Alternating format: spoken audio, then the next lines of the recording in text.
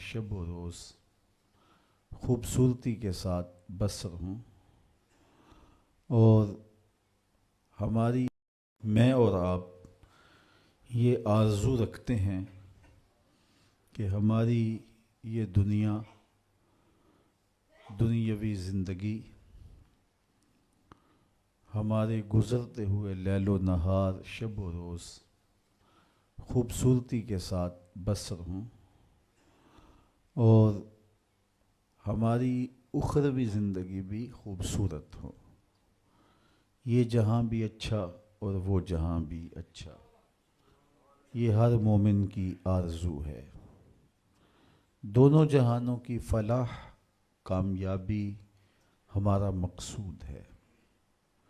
جو لوگ اس دنیا کی زندگی کو ہی مقصود سمجھ بیٹھے اور آخرت کو بھول گئے، انہوں نے خسارے کا سودا کیا، اور جنہوں نے یہ سمجھا کہ آخرت پانے کے لیے دنیا کو ترک کرنا پڑے گا، وہ دین کو سمجھ نہیں پائے۔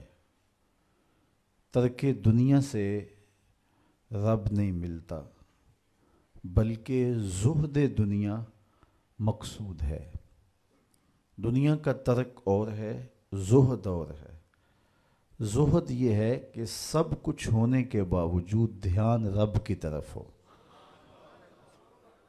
تو ہمیں دنیا کا ترک کرنے کی تلقین نہیں کی گئی، ہمیں کہا گیا کہ دنیا میں رہو، بھرپور زندگی گزارو، مال ہوگا تو زکوٰۃ دو گے، پیسے ہوں گے تو حج کرو گے، یہ تمہارے لیے ہم نے لازم قرار دیا ہے کہ تم بھرپور زندگی بسر کرو، لیکن دیکھنا زندگی میں رب کی نافرمانی نہ ہونے پائے۔ صوفیہ فرماتے ہیں دنیا میں ایسے رہو جس طرح کشتی پانی میں رہتی ہے، پانی میں رہنے کے باوجود اپنے اندر پانی کو نہیں آنے دیتی۔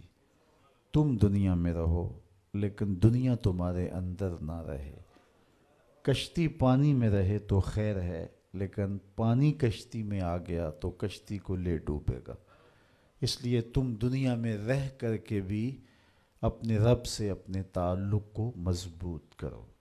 ایک شخص حضور کی خدمت میں حاضر ہوا اور سخت کمزور تھا، حدیث میں آتا ہے چوزے کی طرح کمزور۔ آقا کریم نے اسے فرمایا تو نے اللہ سے کوئی دعا تو نہیں کی تھی؟ اس نے کہا جی حضور میں نے ایک دعا کی تھی، شاید وہ دعا قبول ہو گئی۔ کیا دعا کی تھی؟ میں نے کہا تھا مالک آخرت کے حصے کے دکھ بھی دنیا میں دے دے تاکہ میری آخرت صاف ہو جائے۔ تو وہ دعا قبول ہو گئی ہے۔ مجھے یہی لگتا ہے اتنے دکھ، اتنے مصائب، آلام، تکلیفیں آ رہی ہیں کہ انہوں نے مجھے توڑ کے رکھ دیا۔ مجھے بیماری کوئی نہیں، لیکن ان مصیبتوں نے میرا وہ حال کر دیا کہ آپ ملاحظہ کر رہے ہیں۔ تو بظاہر بڑی خوبصورت بات تھی، لیکن میرے حضور نے اس کی اس بات کو پسند نہیں کیا، اور اسے فرمایا کہ تو نے یہ کیوں کہا کہ آخرت کے حصے کے دکھ بھی دنیا پہ آ جائیں؟ تو نے یہ کیوں نہیں کہا ربنا آتنا فی الدنیا حسنۃ وفی الآخرۃ حسنہ، اے اللہ مجھے دنیا میں بھی بہتریاں دے دے، آخرت میں بھی بہتریاں دے دے۔ تو یہاں ذلیل ہونے کے لیے نہیں آئے، یہاں بھی عزتیں ملیں، آخرت میں بھی عزتیں ملیں۔ تو یہ اسلام کا مزاج نہیں ہے کہ رب کو پانے کے لیے دنیا کو ترک کرنا پڑے گا۔ بدھ نے کہا تھا خدا کا قرب پانے کے لیے عورت سے دور رہنا ہوگا۔ اگر آپ عورت سے متمتع ہوتے ہیں تو پھر رب کا قرب نہیں ملتا۔ یہ بدھ کا نظریہ ہے۔ میرے حضور نے کہا مجھے عائشہ کے بستر میں وحی آتی رہی ہے۔ تو ہمارا دین کوہ و غار کا دین نہیں ہے، رہبانیت نہیں ہے۔ اسلام ایک بھرپور زندگی گزارنے کا درس دیتا ہے۔ میں نے کل ہی عرض کیا تھا کہ جو لقمہ بیوی کے منہ میں لا کے رکھا جائے وہ بھی صدقہ لکھا جاتا ہے۔ تنہائی میں بیوی سے جو ملاطفت کی جائے، جو محبت کا اظہار کیا جائے، پیار بھری باتیں کی جائیں، اس کا بھی اجر و ثواب مرتب ہوتا ہے۔ تو یہ ہمارا دین ہے۔ بچوں میں خوش ہوں، بچوں کی اچھی تربیت میں مشغول رہنا نوافل سے بہتر ہے۔ تو یہ ہمارا دین بھرپور زندگی گزارنے کی تلقین دیتا ہے۔ تو ہمیں اس دنیا کی بہتری اور آخرت کی زندگی کی بہتری کے طالب رہنا چاہیے۔ اس دنیا کی بہتریاں بہت ساری ہیں۔ سب سے بڑی بہتری اس دنیا کی زندگی کی کیا ہے؟ دولت، شہرت، عزت، آبرو، کیا اس دنیا کی سب سے بڑی دولت ہے؟ جو مل جائے تو اس پر بہت زیادہ شکر کرنا چاہیے۔ تو آئیے قرآن کھولیے، سورہ المومنون ہے، ارشاد فرمایا قد افلح المؤمنون، فلاح انہوں نے پائی جنہیں ایمان نصیب ہوا۔ تو اس کائنات میں سب سے بڑی نعمت جو حضرت انسان کو دی گئی ہے وہ دولت ایمان ہے۔ قیامت کے دن سب سے بڑی نعمت جو مومنین کو دی جائے گی وہ دیدار الہی ہوگا۔ تو جو آخرت میں دیدار الہی سے محروم ہو گیا اور دنیا میں ایمان سے محروم ہو گیا، وہ حقیقی محروم ہے۔ ایک شخص چرخ میں اڑتا ہے، ہواؤں میں جھومتا ہے، جھولتا ہے، ہر دولت اس کو میسر ہے، عزت شہرت اس کی باندھی ہے، وقار تکریم اسے حاصل ہے، دنیا جانتی ہے، زمانہ سلوٹ کرتا ہے، جو چاہتا ہے وہ ہو جاتا ہے، ہر عیش و عشرت میسر ہے، لیکن اس کے سینے میں ایمان کا چراغاں نہیں، کوڈی مول نہیں ہے اس کا۔ اور ایک شخص جھونپڑے میں رہتا ہے، کھانے کے لیے کبھی مل جاتا ہے، کبھی نہیں بھی ملتا، دنیا اسے پہچانتی بھی نہیں ہے، وہ معروف شخص بھی نہیں ہے، لیکن اس کے سینے میں ایمان کا چراغاں ہے، وہ خوش نصیب شخص ہے۔ میرے حضور کا ایک فرمان سنیے، حضور نے فرمایا میرے دوستوں میں سے قابل رشک دوست وہ ہے۔ حضور نے فرمایا میرے دوستوں میں سے، جس کو حضور دوست کہیں اس کی تو پھر قسمت پہ ناز کرنا چاہیے۔ کہا میرے دوستوں میں سے جو قابل رشک دوست ہے وہ ہے جس کا سامان دنیا تھوڑا ہے، نمازیں زیادہ ہیں۔ جب وہ چلتا ہے تو اس کی طرف اشارہ بھی نہیں ہوتا، یہ فلاں صاحب جا رہے ہیں۔ کوئی ایسا معروف شخص نہیں، کوئی بہت عہدہ ساتھ نہیں لگا ہوا کہ جب چلے تو لوگ کہیں یہ فلاں جا رہے ہیں۔ اللہ اکبر۔ پھر میرے حضور نے فرمایا کہ ثم نقد بیدہ، حضور نے ہاتھ سے چٹکی بجائی، ثم نقد بیدہ، ہاتھ سے چٹکی بجائی، اور پھر فرمایا اس کو موت بھی ایسے ہی آئی، اس کو موت بھی ایسے ہی آئی۔ پھر فرمایا قلت بواکی ہے، اس کو رونے والے بھی تھوڑے ہی تھے، اس کو رونے والے بھی زیادہ نہیں تھے۔ قلت تراثہ، اس کی وراثت بھی بہت لمبی نہیں نکلی۔ فرمایا میرے دوستوں میں قابل رشک دوست دیکھنا ہے تو یہ اس کا جنازہ جا رہا۔ تو ہماری سب سے بڑی دولت ایمان کی دولت ہے، نمازوں کی دولت ہے، شرافت کی دولت ہے۔ یہ دولتیں ہمیں جمع کرنی چاہیے۔ سویر سے لے کر شام تک دونوں ہاتھوں سے ہم امیر بننے کی دوڑ میں لگے ہوئے ہیں، کوشش کر رہے ہیں دولت جمع ہو جائے، دونوں ہاتھوں سے اکٹھی کر رہے ہیں، امیر بن جائیں، دولت مند بن جائیں۔ خیال ہے کہ اگر دولت بہت ساری ہوگی تو سکون ملے گا، جب مل جاتی ہے دولت تو پھر سکون نہیں ملتا، کہتے ہیں کچھ اور حاصل ہو تو سکون ملے گا، ساری زندگی اس دوڑ میں گزر جاتی ہے۔ جس طرح دنیا کی دولت جمع کرنے کے لیے دوڑ لگاتے ہو، شرافتیں جمع کرنے کے لیے دوڑ لگاؤ، نجابتیں حاصل کرنے کے لیے دوڑ لگاؤ، سجدوں کی کثرت حاصل کرنے کے لیے دوڑ لگاؤ، صالح اعمال جمع کرنے کے لیے دوڑ لگاؤ۔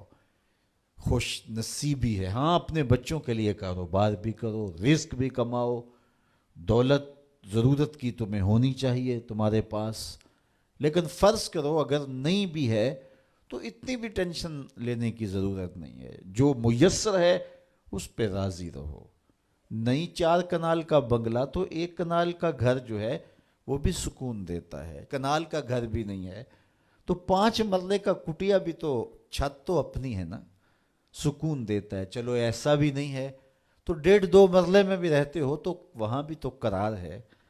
اور سنو حضور کا ایک فرمان, سیدنا علی المرتضیٰ سے مروی ہے, میرے حضور نے فرمایا جو اللہ کے دیے گئے تھوڑے رزق پہ راضی ہو گیا, اللہ قیامت کے دن اس کے تھوڑے عملوں پہ راضی ہو جائے گا کہ میرے بندے تو بندہ ہو کے راضی ہے, میں تو پھر رب ہوں. تو یہ کتنا اچھا سودا ہے, اس پہ راضی ہو جانا. دکھوں کو ختم ہی یہی چیز کرتی ہے. بندہ رب پہ راضی ہونا سیکھ لے تو جہاں بندہ ہوگا وہیں خوش ہوگا, اور راضی ہونا نہیں سیکھے گا تو کھرب پتی بھی ہوگا, نفس کی کمینگی ختم نہیں ہوگی. تو پھر اس پہ راضی رہنے کا فن سیکھنا چاہیے. اور یہ فن ملتا کہاں سے ہے؟ یہ فقیروں کی چوکھٹ سے ملتا ہے, اللہ والوں کی صحبت سے ملتا ہے. ان کی اپنی زندگی توکل کا نمونہ ہوتی ہے, تو ان کے پاس بیٹھ کر کے بہت کچھ سیکھنے کو ملتا ہے کہ یہ بھی تو زندگی گزار رہے ہیں. حضور کی سیرت پڑھیں, آپ کو یہ سب کچھ ملے گا. اللہ نے اپنے محبوب کو اختیار دیا, محبوب اگر چاہو تو یہ بطحہ مکہ سونے اور چاندی کا بنا دیں. تو حضور کیا کہتے ہیں, ایک دن کھانا دینا, ایک دن فاقہ دینا. جس دن کھانا ملے گا تیرا شکر کروں گا, جس دن فاقہ ملے گا صبر کروں گا. تو اللہ کے حضور عجز, اللہ کے حضور رضا, یہ بہت بڑی دولت ہے. اگر نصیب ہو گئی تو سمجھو زندگی سوکھی ہو گئی, ورنہ ساری زندگی دھوڑی ختم نہیں ہوتی ہے, بھاگم بھاگ لگی رہتی ہے. اور ہر وقت جو ہے وہ مشکل جان نہیں چھوڑتی. لیکن جو اس پہ راضی رہنے کا فن سیکھ جاتا ہے تو وہی باکمال شخص ہوتا ہے, اور اسے ہی طمانیت کی زندگی ملتی ہے, اور اسے ہی قرار کا سودا نصیب ہوتا ہے. شاہ جہاں راوی کے کنارے ٹہل رہا تھا تو اس نے دیکھا کہ وہاں ایک فقیر ریت پہ سویا ہے. تو اس نے اس کو کہا کہ بابا زندگی کیسی گزر رہی ہے؟ اس نے دیکھا اور مسکراتے ہوئے کہا کچھ تو تیرے جیسی گزر رہی ہے, کچھ تیرے سے بہتر بھی گزر رہی ہے. تو بادشاہ کو بڑی حیرت ہوئی, اس نے سمجھا یہ مجھے پہچانا نہیں. فقیر کو کیا پتہ ہے شہنشاہ کیا ہوتے ہیں. اس نے کہا تم مجھے پہچانا نہیں؟ کہا تم شاہ جہاں ہو نا, بر صغیر کے بادشاہ ہی ہو نا؟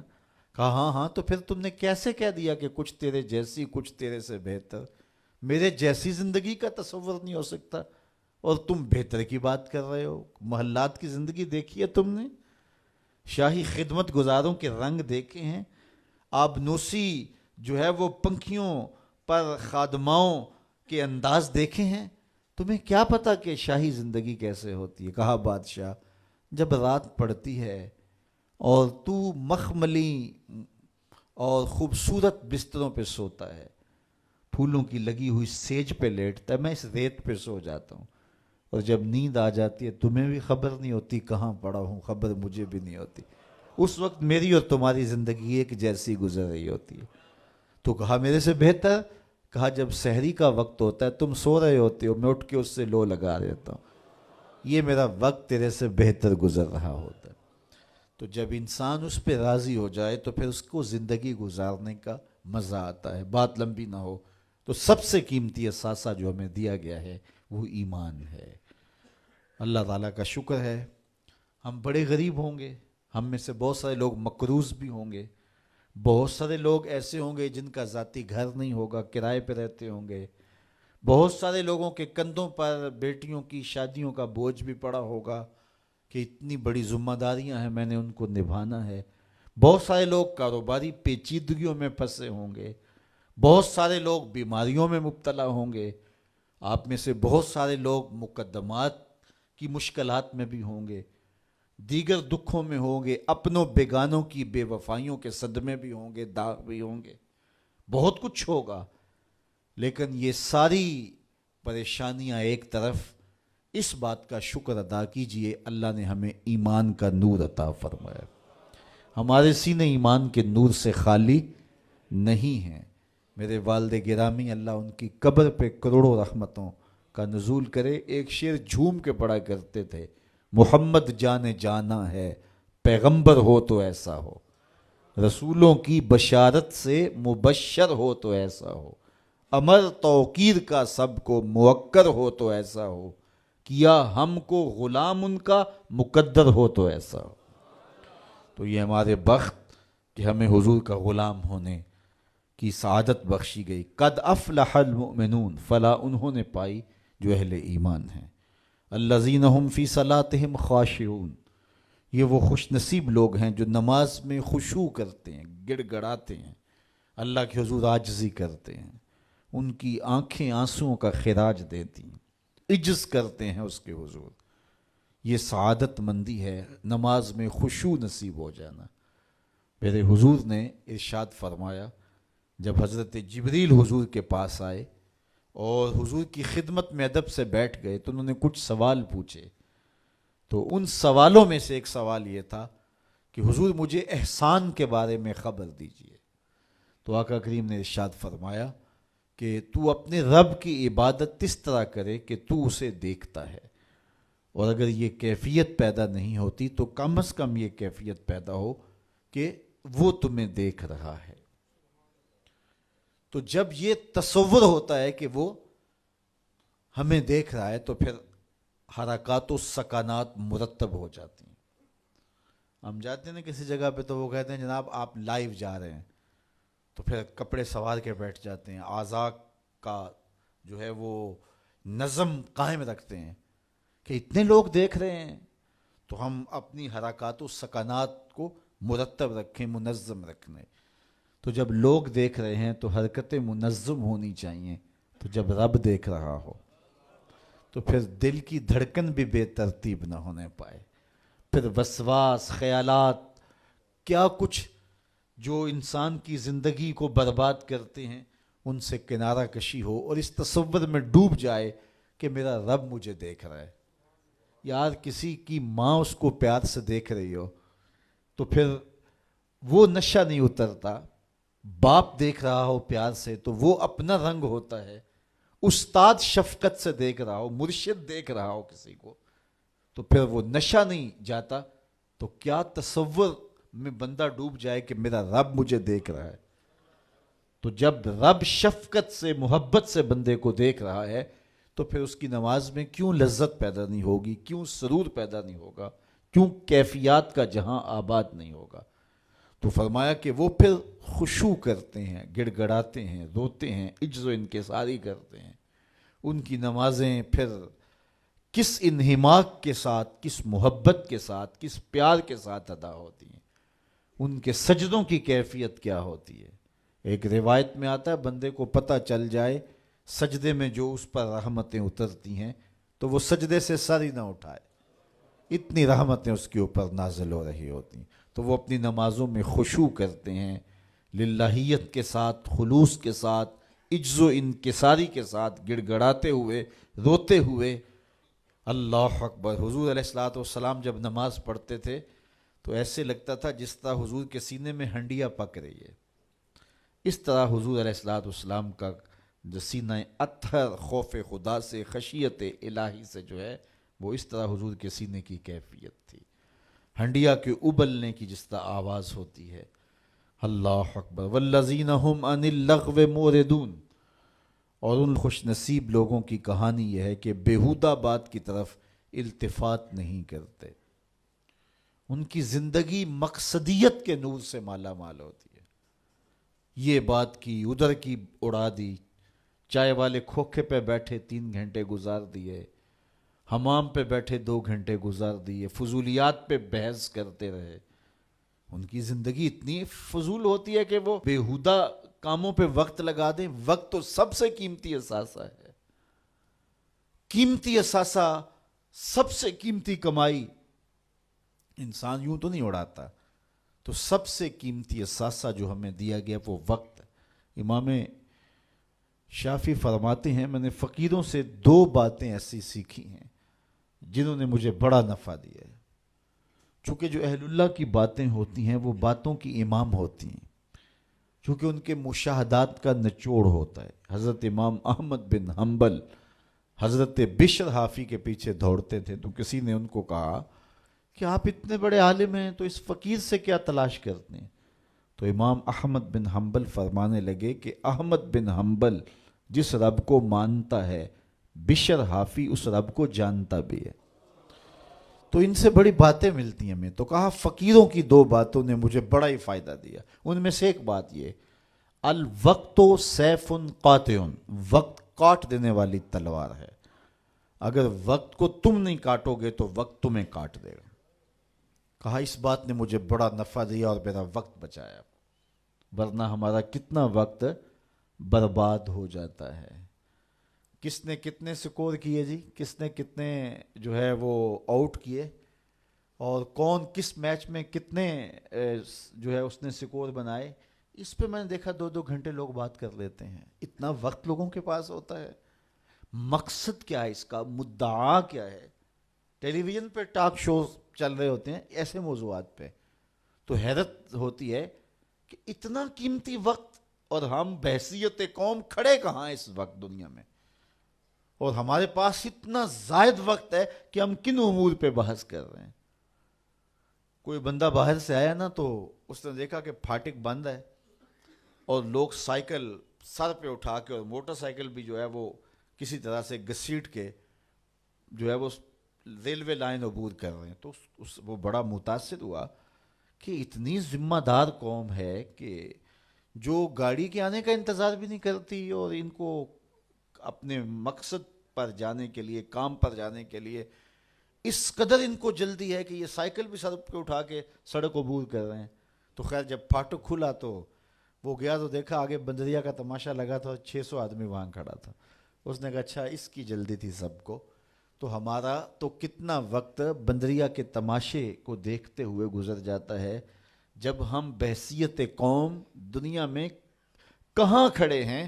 تو ہمیں تو اپنے ایک ایک لمحے کی قدر کرنی چاہیے. کاروباری لوگوں کو بھی آگے بڑھنا چاہیے، علماء کو بھی اپنے وقت کی قدر کرنی چاہیے، عوام کو بھی کرنی چاہیے. ہمارے علماء کا بھی حال ایسے ہی ہے. ایسے ایسے موضوعات پہ گفتگو کرتے ہیں جو نہ قوم کی ضرورت ہوتی ہے اور نہ ان کی ضرورت ہوتی ہے، لیکن بس وقت ہے کہ ان کے پاس اتنا ہے کہ 3-3 گھنٹے ایسے ایسے موضوعات پہ بات کر جاتے ہیں کہ جس کی قوم کو کس طرح سے ضرورت بھی نہیں ہوتی ہے. تو ہم اپنے وقت کو ضائع کرتے ہیں جو سب سے قیمتی اثاثہ ہے ہمارے پاس. حضرت امام ابو بکر بن داسا کہتے ہیں میں امام ابو داود سے ملا، یہ جنہوں نے سنن نبی داؤد لکھی ہے. تو کہتے ہیں کہ وہ فرمانے لگے کہ مجھے اللہ کے رسول صلی اللہ علیہ وآلہ وسلم کی 6 لاکھ حدیثیں زبانی یاد ہیں. ان 6 لاکھ احادیث رسول کا میں نے خلاصہ تیار کیا تو میرے پاس رہ گئیں 4000 حدیثیں. پھر میں نے زہد، مناقب، فضائل، قصص اور پچھلی امتوں کے تذکروں پر مشتمل حدیثوں کو الگ کر دیا. جن احادیث سے صرف مسائل شرعیہ کا استنباط و استخراج کیا جا سکتا تھا میں نے ان کو الگ کیا تو میرے پاس رہ گئیں 800 حدیثیں. ان 800 احادیث سے ہی پورے دین کو سمجھا جا سکتا ہے. جس طرح کہ قرآن مجید کی آیات میں سے 500 آیات ایسی ہیں جن سے احکام شرعیہ ثابت ہوتے ہیں. باقی کچھ پچھلی امتوں کے تذکرے ہیں، کچھ تنذیر ہے، جہنم سے ڈرایا گیا ہے، تحذیر ہے، اور کچھ تبشیر ہے، جنت کا بتایا گیا ہے، اس کے نقشے بیان کیے گئے ہیں. پچھلی قوموں پر آنے والے عذاب، ان کے اسباب بیان کیے گئے ہیں، اور بہت ساری چیزیں بیان کی گئی. لیکن جن سے احکام ثابت ہوتے ہیں ان کی تعداد، ان آیات کی، آیات الاحکام جو ہیں ان کی تعداد 500 ہے. اسی طرح لاکھوں احادیث کا خلاصہ جو تیار کیا تو جن احادیث سے احکام کا ثبوت ہوتا ہے اور مسائل شرعیہ کا استنباط و استخراج کیا جاتا ہے ان کی تعداد ہے 800. تو حضرت امام ابو داؤد کہتے ہیں میں ان 800 احادیث کا ایک اور خلاصہ تیار کیا تو میرے پاس رہ گئیں 4 حدیثیں. اور ان 4 حدیثوں کے بارے وہ فرماتے ہیں اساس الاسلام ہیں، اسلام کی جڑ ہیں، اسلام کی بنیاد ہیں. ان میں سے ایک حدیث یہ ہے، من حسن اسلام المرء ترکہ ما لا یعنی ہے، کسی شخص کے اسلام کا حسن یہ ہے کہ وہ ہر بے مقصد کام کو چھوڑ دیتا ہے، ترک کر دیتا ہے۔ تو جب بے مقصد کاموں کو ہم چھوڑ دیں گے تو ہمارے پاس پھر وقت کا مصرف بڑا خوبصورت ہوگا، لیکن ہمارا کتنا وقت بے مقصد کاموں میں گزرتا ہے۔ میرے ایک دوست کہتے ہیں یہ جو ہم موبائل سنتے ہیں اس میں ہور سناؤ نکال دیں تو کتنا وقت بچ جاتا ہے۔ بات تو ایک آدھے منٹ کی ہوتی ہے، وہ کہتے ہیں ہور سنا تو کتنا وقت اس میں ہمارا برباد ہو جاتا ہے۔ تو ہم اپنے وقت کی قدر کریں، ایک ایک لمحے کی قدر کریں۔ جو قومیں اپنے وقت کو بچاتی ہیں، وقت کی قدر کرتی ہیں، وہی سرخرو اور سربلند ہوتی ہیں۔ پھر لغو کاموں سے اپنے آپ کو بچایا جائے۔ یہ ان لوگوں کی کہانی بیان کی جا رہی ہے جو فالح ہیں، کامیاب ہیں، جن کی دنیا بھی بہتر ہے، جن کی آخرت بھی بہتر ہے۔ قرآن نے پورا نصاب دیا ہے۔ یہ سورہ مومنین کی ابتدائی 11 آیات ذرا ان کو ملاحظہ کیجئے۔ کامیاب شخص جو دنیا اور آخرت دونوں میں فالح اور کامیاب ہے، اس کی صفات کیا ہیں، ان کو ہم اختیار کر لیں۔ یہ اتنی بڑی باتیں ہیں کہ ہماری زندگی کو نور دینے کے لیے یہ باتیں کافی ہیں، چونکہ یہ ہمارے رب نے ہماری رہنمائی فرمائی ہے۔ والذین هم عن اللغو معرضون، وہ لغویات سے اپنے آپ کو بچاتے ہیں اور محفوظ رہتے ہیں لغویات سے، اور بیہودہ باتوں کی طرف التفات نہیں کرتے، توجہ نہیں کرتے۔ والذین هم للزکاۃ فاعلون، اور وہ زکوٰۃ ادا کرتے ہیں۔ چونکہ زکوٰۃ ادا کرنے سے حب دولت کم ہوتی ہے۔ اقبال نے بھی کہا تھا حب دولت تلف می سازت زکوٰۃ، زکوٰۃ حب دولت کو کم کرتی ہے۔ جب انسان زکوٰۃ بھی نہیں دیتا اپنے مال سے تو اس کے دل میں دنیا کی محبت، دولت کی محبت چمٹ جاتی ہے جو اس کا چین چھین لیتی ہے، اور اگر زکوٰۃ دیتا ہے تو پھر حب دولت کم ہوتی ہے۔ اور اگر وہ راہ خدا میں مزید صدقات دیتا ہے، خیرات کرتا ہے، تو پھر دولت کی آزمائشوں سے اور دولت کے ساتھ جو فتنے آتے ہیں ان سے وہ بچ جاتا ہے۔ دولت جب آتی ہے تو اپنے ساتھ بہت سارے فتنے لے کر آتی ہے، تو وہ فتنوں سے بچنے کے لیے صدقات کثرت کے ساتھ دیے جائیں، دولت راہ خدا میں خرچ کی جائے، تو پھر فتنوں سے بھی بچے گا اور وہ گناہوں کا کفارہ بھی بنے گی۔ تو وہ زکوٰۃ دیتے ہیں، اور یہ بات ذہن میں رکھیں، زکوٰۃ دینے سے یا صدقہ دینے سے دولت کم نہیں ہوتی۔ میرے حضور نے ارشاد فرمایا، قسم کر کے ارشاد فرمایا، حضرت ابو کبشہ الانماری رضی اللہ تعالی عنہ سے مروی ہے، حضور نے 7 چیزیں ارشاد فرمائیں، جن میں 4 چیزیں حضور فرمایا بغیر قسم کے بیان کرتا ہوں، اور 3 چیزیں میرے حضور نے فرمایا میں قسم کر کے بیان کرتا ہوں۔ اللہ اکبر! جب حضور رب کی قسم کریں تو پھر کتنی بڑی بات ہوگی۔ تو فرمایا میں اللہ کی قسم اٹھا کے کہتا ہوں۔ ان میں سے ایک بات فرمایا، ما نقص مال عبد من صدقہ، فرمایا میں محمد قسم اٹھاتا ہوں صدقے سے مال کم نہیں ہوتا۔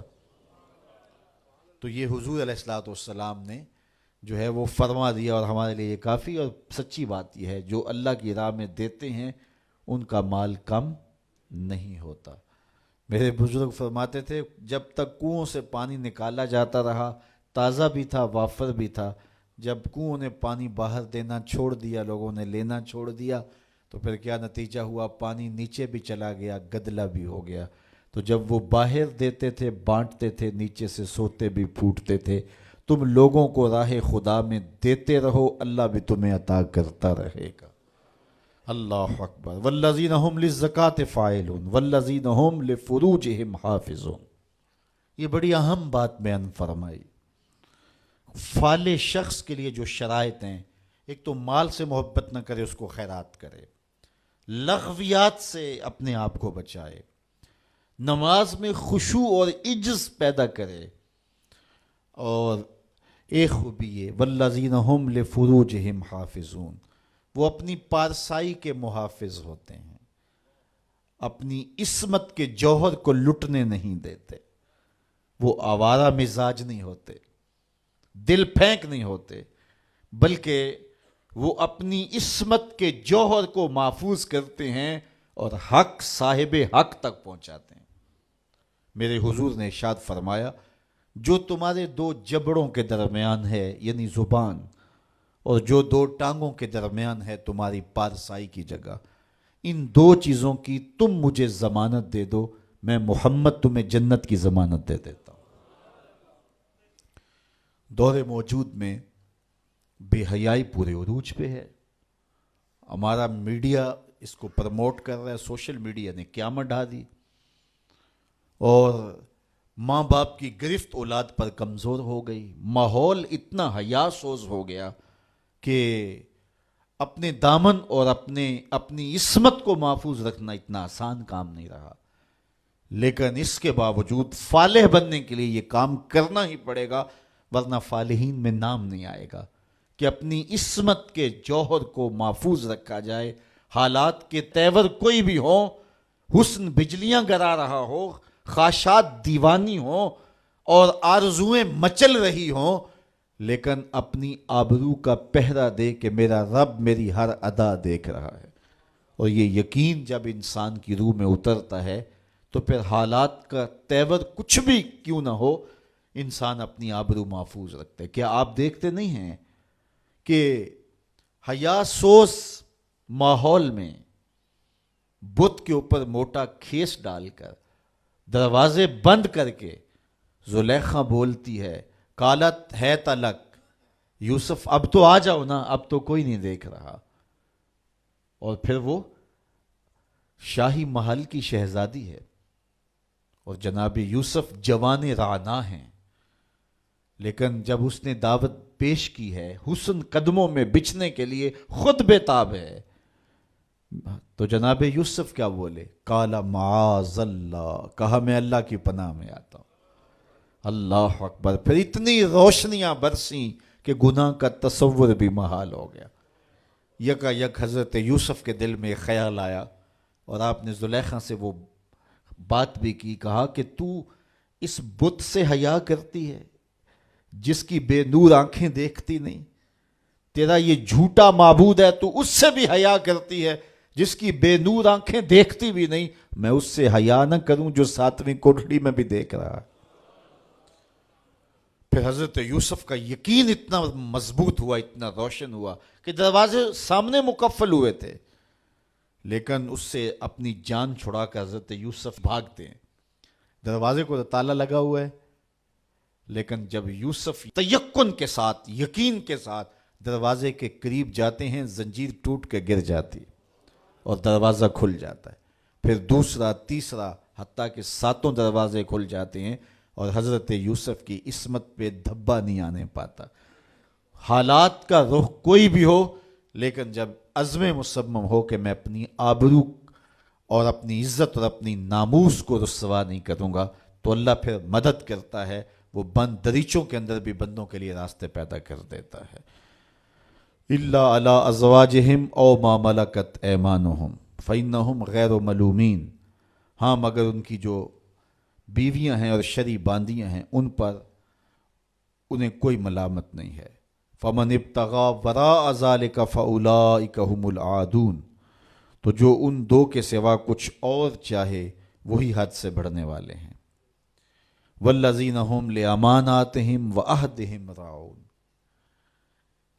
اپنی عصمت کے جوہر کو بھی محفوظ کر لیا، آبرو کا بھی پہرا دے دیا، نمازوں میں بھی خشوع ہے، لغویات سے بھی بچا، زکوٰۃ بھی دیتا ہے، پاکیزگی عفت کا بھی لحاظ رکھتا ہے، لیکن وعدہ کرتا ہے تو پورا نہیں کرتا۔ کہا نہیں، فالح نہیں ہوگا۔ فلاح کی منزل تک پہنچنے کے لیے عہد کو پورا کرنا پڑے گا، امانتیں تمہارے گھر میں رکھی ہیں تو ان کو ادا کرنا پڑے گا، خیانت نہیں کرنی، امانات کو ادا کرنا ہے اور عہود کو پورا کرنا ہے۔ اللہ اکبر! والذین هم علی صلواتہم یحافظون، اور وہ جو اپنی نمازوں کی نگہبانی کرتے ہیں۔ نماز کا ذکر دوسری مرتبہ آ گیا، اس سے سمجھ میں آیا کہ نماز کتنی اہم ہے۔ ان 11 آیات کے اندر جو ہماری فلاح کا پورا نصاب ہے، نماز کا ذکر 2 دفعہ آیا۔ پہلے آیا نمازوں میں خشوع کرتے ہیں، اور دوسری بار ارشاد فرمایا نمازوں کی حفاظت کرتے ہیں۔ اگر کسی کو خشوع نصیب نہیں بھی ہو سکتا، وہ کیفیت کہ وہ رب کو دیکھے، یا وہ کیفیت اس کیفیت میں ڈوب جائے کہ وہ مجھے دیکھ رہا ہے، لیکن اس کے باوجود بھی نماز ترک نہ کرے، پھر بھی نماز کی محافظت کرے۔ محدث کچھوچوی علیہ رحمہ کا واقعہ بیان کیا کرتا ہوں۔ ان سے ایک مرید نے کہا، حضرت نماز پڑھتا ہوں لطف نہیں آتا، تو آپ نے فرمایا اس کے باوجود پڑھتے تو ہو نا؟ کہا جی وہ تو اللہ کا حکم ہے، وہ تو پڑھتا ہی ہوں۔ تو حضرت محدث کچھوچوی علیہ رحمہ جھومنے لگے، کہا واہ واہ، تم پھر لطف کے بندے نہیں رب کے بندے ہو۔ لطف نہیں بھی آتا تو پھر بھی پڑھتے ہو، اس کا مطلب تم لطف کے لیے نہیں پڑھتے، تم تو رب کے لیے پڑھ رہے ہو۔ تو میاں نہ بھی خشوع پیدا ہو پھر بھی نمازوں کی محافظت کی جائے۔ جب اللہ کا نمائندہ پکارے حی علی الصلاۃ حی علی الفلاح، سستی ہو، کسل ہو، بیماری ہو، جی نہیں بھی چاہ رہا، پھر بھی اٹھ کے چلے جاؤ۔ کیوں جا رہے ہو؟ اللہ کا حکم ہے۔ اللہ اکبر۔ تو نمازوں کی محافظت ضروری ہے۔ اس شخص سے بڑا بد نصیب کوئی نہیں کائنات میں، جو شخص اللہ کے حضور جھکنا نہیں جانتا۔ کہتے ہیں بڑا اچھا ہے، بڑا اچھا ہے، رب کے حضور جھکتا ہے؟ نہیں جھکتا، نہیں اچھا ہے۔ جو اپنے مالک کا شکر گزار نہیں ہے تو وہ کس طرح اچھا ہو سکتا ہے؟ تو رب کے حضور سجدہ ریزی جس کو میسر ہے وہ خوش نصیب شخص ہے، اور جس کو یہ دولت ہی نصیب نہیں ہے اس کے پلے کچھ بھی نہیں ہے۔ تو 5 گانا نماز شعار زندگی بناؤ۔ سونے سے قبل 5 انگلیاں بھی گن لو اور 5 نمازیں بھی گن لو۔ اگر نمازیں پوری ہے تو رب کا شکر ادا کر کے سو جاؤ، آپ کا دن اچھا گزر گیا۔ لیکن اگر 5 نمازیں نصیب نہیں ہیں تو پھر کچھ بھی پلے نہیں ہے۔ قیامت کے دن بندے سے سب سے پہلا سوال ہی نماز کا پوچھا جائے گا، سب سے پہلا سوال نماز کا پوچھا جائے گا۔ تو اس کے حضور پیشانی کو جھکانا۔ جب صبح طلوع ہوتی ہے نا تو چڑیاں رب کی تسبیح بولتی ہیں شاخوں پہ، یہ فاختائیں تسبیح بولتی ہیں، اشراط الارض تسبیح بولتے ہیں، بلوں سے سر نکال کے چونٹیاں رب کی تسبیح اور اس کی تقدیس کے ترانے پڑھتی ہیں۔ اس شخص سے بد نصیب کون ہوگا جس کے گھر سے خراٹوں کی آواز آتی ہے، اور اس سے بڑا خوش نصیب کون ہوگا ادھر پوپ پھٹ رہی ہوتی ہے، ادھر مسلح بچھنے لگ جاتے ہیں۔ اور آج کل تو سحری کے لمحے میسر ہوتے ہیں، اٹھنا بھی نصیب ہوتا ہے، تو کتنے خوش نصیب ہیں کہ جنہیں سحری کے سجدے مل جاتے ہیں۔ میں ایک روایت میں پڑھا ہے جب سحری کا وقت ہوتا ہے تو شوہر اپنی بیوی کو اٹھاتا ہے، بیدار کرتا ہے، اللہ کی بندی اٹھ، اللہ کے حضور کچھ نوافل ادا کر لیں۔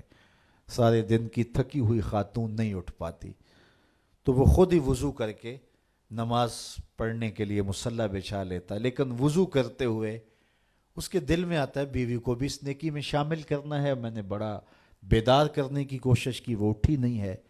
پیار ہے، حقیقی پیار ہے۔ اللہ اکبر۔ ایک شوہر نے اپنی بیوی سے کہا کہ تم مجھ سے پیار کرتی ہو؟ اس نے کہا میں ٹوٹ کے چاہتی ہوں تمہیں۔ اس نے کہا تو میں بھی آپ سے بڑا پیار کرتا ہوں۔ تو اس نے کہا کہ میرا جی چاہتا ہے کہ ہم کبھی بھی جدا نہ ہوں۔ اس نے کہا کہ میرا بھی یہی جی چاہتا ہے۔ اس نے کہا پھر نماز پڑھا کر، اگر نماز نہیں پڑھے گی تو جہنم میں ہوگی، میں جنت میں ہوں گا۔ اس لیے اگر ہم اکٹھے رہنا چاہتے ہیں تو پھر ہمیں نماز پڑھنی ہوگی۔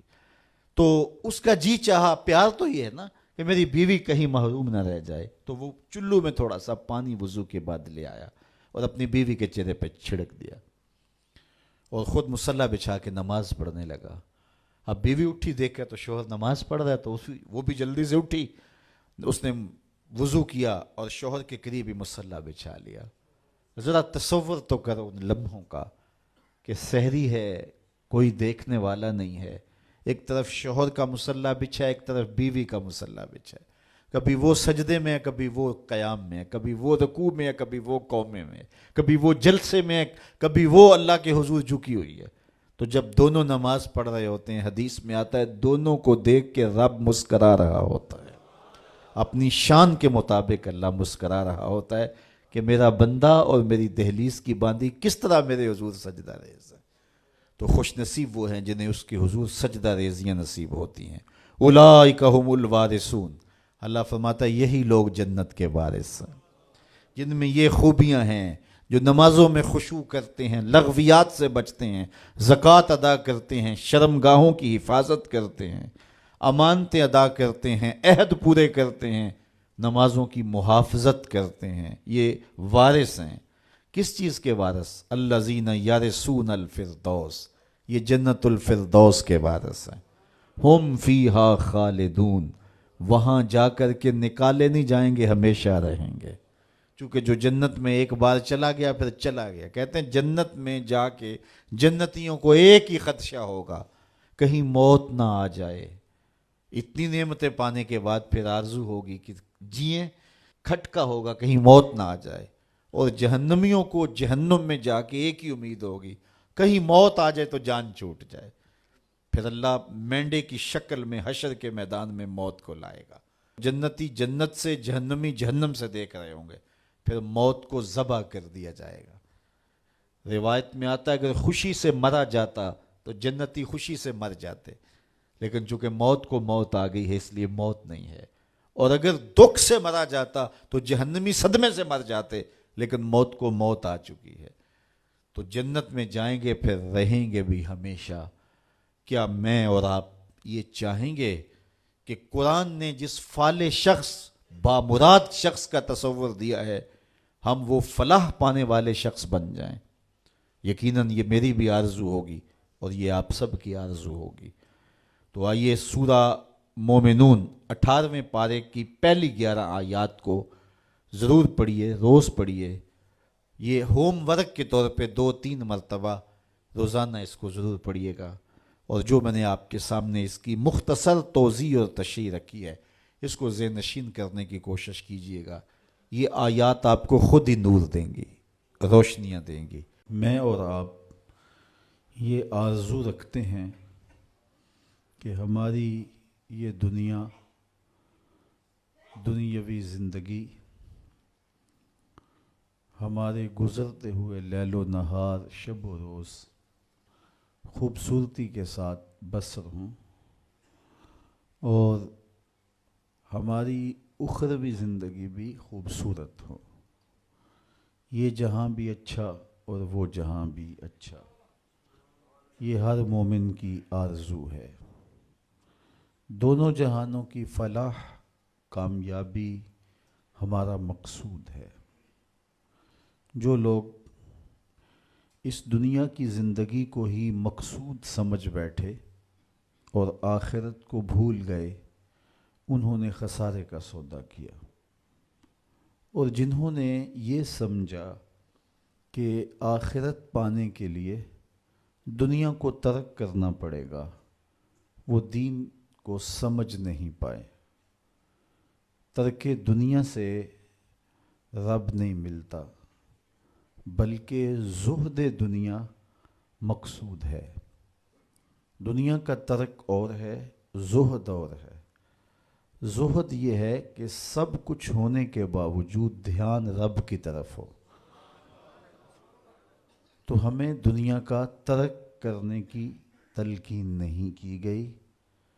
ہمیں کہا گیا کہ دنیا میں رہو، بھرپور زندگی گزارو، مال ہوگا تو زکوٰۃ دو گے، پیسے ہوں گے تو حج کرو گے، یہ تمہارے لیے ہم نے لازم قرار دیا ہے کہ تم بھرپور زندگی بسر کرو، لیکن دیکھنا زندگی میں رب کی نافرمانی نہ ہونے پائے۔ صوفیہ فرماتے ہیں دنیا میں ایسے رہو جس طرح کشتی پانی میں رہتی ہے، پانی میں رہنے کے باوجود اپنے اندر پانی کو نہیں آنے دیتی۔ تم دنیا میں رہو لیکن دنیا تمہارے اندر نہ رہے۔ کشتی پانی میں رہے تو خیر ہے، لیکن پانی کشتی میں آ گیا تو کشتی کو لے ڈوبے گا۔ اس لیے تم دنیا میں رہ کر کے بھی اپنے رب سے اپنے تعلق کو مضبوط کرو۔ ایک شخص حضور کی خدمت میں حاضر ہوا اور سخت کمزور تھا، حدیث میں آتا ہے چوزے کی طرح کمزور۔ آقا کریم نے اسے فرمایا تو نے اللہ سے کوئی دعا تو نہیں کی تھی؟ اس نے کہا جی حضور میں نے ایک دعا کی تھی، شاید وہ دعا قبول ہو گئی۔ کیا دعا کی تھی؟ میں نے کہا تھا مالک آخرت کے حصے کے دکھ بھی دنیا میں دے دے تاکہ میری آخرت صاف ہو جائے. تو وہ دعا قبول ہو گئی ہے. مجھے یہی لگتا ہے اتنے دکھ، اتنے مصائب، آلام، تکلیفیں آ رہی ہیں کہ انہوں نے مجھے توڑ کے رکھ دیا. مجھے بیماری کوئی نہیں، لیکن ان مصیبتوں نے میرا وہ حال کر دیا کہ آپ ملاحظہ کر رہے ہیں. تو بظاہر بڑی خوبصورت بات تھی، لیکن میرے حضور نے اس کی اس بات کو پسند نہیں کیا اور اسے فرمایا کہ تو نے یہ کیوں کہا کہ آخرت کے حصے کے دکھ بھی دنیا پہ آ جائیں؟ تو نے یہ کیوں نہیں کہا ربنا آتنا فی الدنیا حسنۃ وفی الآخرۃ حسنہ؟ اے اللہ مجھے دنیا میں بھی بہتریاں دے دے، آخرت میں بھی بہتریاں دے دے. تو یہاں ذلیل ہونے کے لیے نہیں آئے، یہاں بھی عزتیں ملیں، آخرت میں بھی عزتیں ملیں. تو یہ اسلام کا مزاج نہیں ہے کہ رب کو پانے کے لیے دنیا کو ترک کرنا پڑے گا. بدھ نے کہا تھا خدا کا قرب پانے کے لیے عورت سے دور رہنا ہوگا. اگر آپ عورت سے متمتع ہوتے ہیں تو پھر رب کا قرب نہیں ملتا. یہ بدھ کا نظریہ ہے. میرے حضور نے کہا مجھے عائشہ کے بستر میں وحی آتی رہی ہے. تو ہمارا دین کوہ و غار کا دین نہیں ہے، رہبانیت نہیں ہے. اسلام ایک بھرپور زندگی گزارنے کا درس دیتا ہے. میں نے کل ہی عرض کیا تھا کہ جو لقمہ بیوی کے منہ میں لا کے رکھا جائے وہ بھی صدقہ لکھا جاتا ہے. تنہائی میں بیوی سے جو ملاطفت کی جائے، جو محبت کا اظہار کیا جائے، پیار بھری باتیں کی جائیں، اس کا بھی اجر و ثواب مرتب ہوتا ہے. تو یہ ہمارا دین ہے. بچوں میں خوش ہوں، بچوں کی اچھی تربیت میں مشغول رہنا نوافل سے بہتر ہے. تو یہ ہمارا دین بھرپور زندگی گزارنے کی تلقین دیتا ہے. تو ہمیں اس دنیا کی بہتری اور آخرت کی زندگی کی بہتری کے طالب رہنا چاہیے. اس دنیا کی بہتریاں بہت ساری ہیں. سب سے بڑی بہتری اس دنیا کی زندگی کی کیا ہے؟ دولت، شہرت، عزت، آبرو. کیا اس دنیا کی سب سے بڑی دولت ہے جو مل جائے تو اس پر بہت زیادہ شکر کرنا چاہیے. تو آئیے قرآن کھولیے، سورہ المومنون ہے. ارشاد فرمایا قد افلح المؤمنون، فلاح انہوں نے پائی جنہیں ایمان نصیب ہوا. تو اس کائنات میں سب سے بڑی نعمت جو حضرت انسان کو دی گئی ہے وہ دولت ایمان ہے. قیامت کے دن سب سے بڑی نعمت جو مومنین کو دی جائے گی وہ دیدار الہی ہوگا. تو جو آخرت میں دیدار الہی سے محروم ہو گیا اور دنیا میں ایمان سے محروم ہو گیا وہ حقیقی محروم ہے. ایک شخص چرخ میں اڑتا ہے، ہواؤں میں جھومتا ہے، جھولتا ہے، ہر دولت اس کو میسر ہے، عزت شہرت اس کی باندھی ہے، وقار تکریم اسے حاصل ہے، دنیا جانتی ہے، زمانہ سلوٹ کرتا ہے، جو چاہتا ہے وہ ہو جاتا ہے، ہر عیش و عشرت میسر ہے، لیکن اس کے سینے میں ایمان کا چراغاں نہیں، کوڈی مل نہیں ہے اس کا. اور ایک شخص جھونپڑے میں رہتا ہے، کھانے کے لیے کبھی مل جاتا ہے کبھی نہیں بھی ملتا، دنیا اسے پہچانتی بھی نہیں ہے، وہ معروف شخص بھی نہیں ہے، لیکن اس کے سینے میں ایمان کا چراغاں ہے، وہ خوش نصیب شخص ہے. میرے حضور کا ایک فرمان سنیے. حضور نے فرمایا میرے دوستوں میں سے قابل رشک دوست وہ ہے. حضور نے فرمایا میرے دوستوں میں سے، جس کو حضور دوست کہیں اس کی تو پھر قسمت پہ ناز کرنا چاہیے. کہا میرے دوستوں میں سے جو قابل رشک دوست ہے وہ ہے جس کا سامان دنیا تھوڑا ہے، نمازیں زیادہ ہیں. جب وہ چلتا ہے تو اس کی طرف اشارہ بھی نہیں ہوتا، یہ فلاں صاحب جا رہے ہیں. کوئی ایسا معروف شخص نہیں، کوئی بہت عہدہ ساتھ نہیں لگا ہوا کہ جب چلے تو لوگ کہیں یہ فلاں جا رہے ہیں. اللہ اکبر. پھر میرے حضور نے فرمایا کہ ثم نقد بیدہ، حضور نے ہاتھ سے چٹکی بجائی، ثم نقد بیدہ، ہاتھ سے چٹکی بجائی، اور پھر فرمایا اس کو موت بھی ایسے ہی آئی، اس کو موت بھی ایسے ہی آئی۔ پھر فرمایا قلت بواکی ہے، اس کو رونے والے بھی تھوڑے ہی تھے، اس کو رونے والے بھی زیادہ نہیں تھے۔ قلت تراسہ، اس کی وراثت بھی بہت لمبی نہیں نکلی۔ فرمایا میرے دوستوں میں قابل رشک دوست دیکھنا ہے تو یہ اس کا جنازہ جا رہا۔ تو ہماری سب سے بڑی دولت ایمان کی دولت ہے، نمازوں کی دولت ہے، شرافت کی دولت ہے۔ یہ دولتیں ہمیں جمع کرنی چاہیے۔ سویر سے لے کر شام تک دونوں ہاتھوں سے ہم امیر بننے کی دوڑ میں لگے ہوئے ہیں، کوشش کر رہے ہیں دولت جمع ہو جائے، دونوں ہاتھوں سے اکٹھی کر رہے ہیں، امیر بن جائیں، دولت مند بن جائیں۔ خیال ہے کہ اگر دولت بہت ساری ہوگی تو سکون ملے گا، جب مل جاتی ہے دولت تو پھر سکون نہیں ملتا، کہتے کچھ اور حاصل ہو تو سکون ملے گا، ساری زندگی اس دوڑ میں گزر جاتی ہے۔